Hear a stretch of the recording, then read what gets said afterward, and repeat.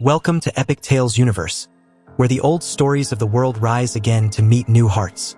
Here, we wander through history, legend, and mystery to uncover tales that shine across the ages. Subscribe, like this video, and let us step together into the jungle, onto rivers, and into the dreams of explorers who chased gold and glory. Today, we tell the story of El Dorado. They called it El Dorado, the Golden One. At first, it was not a city, nor a kingdom, nor a land. It was a man, a king, draped not in silks or jewels, but in gold dust, his body gleaming like the sun. He would stand upon a raft upon the waters of Lake Guatavita, in the highlands of what is now Colombia. Priests surrounded him, musicians sang, and as the king bathed in the sacred lake, he washed away the dust of gold into its depths, casting treasures into the water as offerings to the gods. This was the ritual of the Muisca people, a story told and retold until whispers of it reached the ears of Spanish conquistadors. But whispers, when carried across oceans and through ambition, change. The Spaniards, hardened by conquest and hungry for wealth, transformed the tale. The Golden One became a city, a kingdom, an empire paved in gold. Soon, El Dorado was no longer a man, but an entire world of endless treasure, waiting to be found. The first to chase it were those who had seen empires fall. The conquest of the Aztecs and the Incas had poured unimaginable riches into Spanish coffers. Gold and silver flowed across the Atlantic, dazzling Europe, feeding hunger that could never be satisfied. So when stories came of a city deeper in the continent, where streets glittered and temples shone, men believed.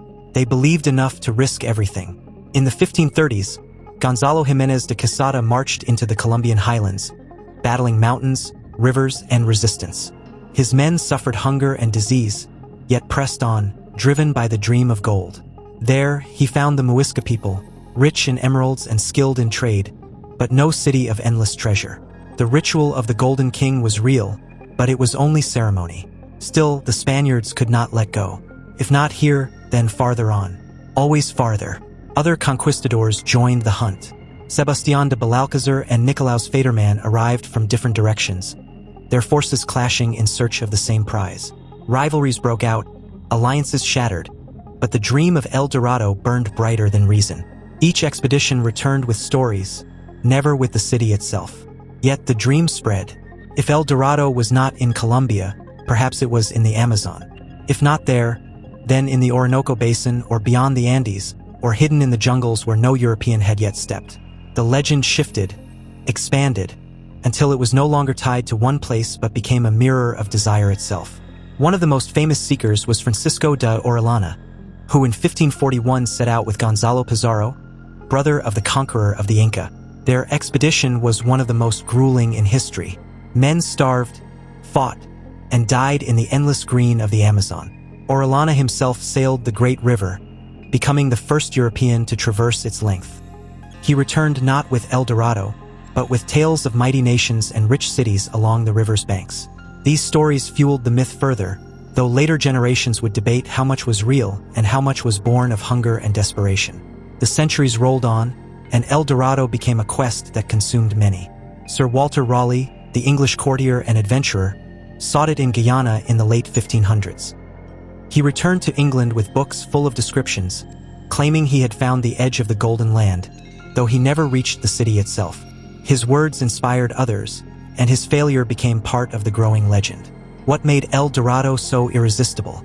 Perhaps it was the promise of wealth without end, or perhaps something deeper. Gold, in European eyes, was more than metal. It was the sun solidified, the essence of divinity made tangible. To find El Dorado was not just to find riches. It was to find a paradise, a kingdom where abundance never ceased, where the gods themselves had touched the earth. But the jungles were cruel. The Andes stood like walls, rivers swallowed ships, and disease struck down even the strongest. For every rumor, hundreds of lives were lost. The golden dream was paved with bones. And yet, no matter how many perished, the quest continued. Over time, scholars began to see El Dorado not as a real city but as a symbol. Some traced it back to the Muisca rituals, where gold was not wealth but offering, a bridge between mortals and the divine.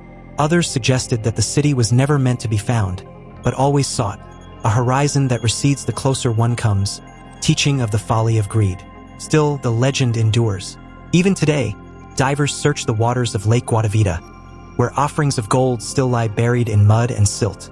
Expeditions continue in the Amazon, chasing echoes of Raleigh's tales. And in stories, films, and imaginations, El Dorado shines as bright as ever. Perhaps El Dorado was never a place at all. Perhaps it was a reflection of the human spirit, our endless hunger, our endless hope. A reminder that what we seek with greed may destroy us, but what we seek with wonder may transform us. In the end, El Dorado is both curse and gift. It lured thousands to their deaths, yet it gave the world one of its greatest legends.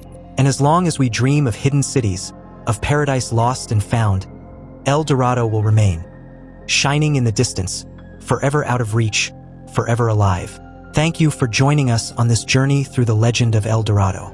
If this story stirred your imagination, subscribe to Epic Tales Universe, like this video, and share it with those who still believe that somewhere in the heart of the world, golden dreams wait to be uncovered. Because some treasures are not meant to be found. They are meant to be sought.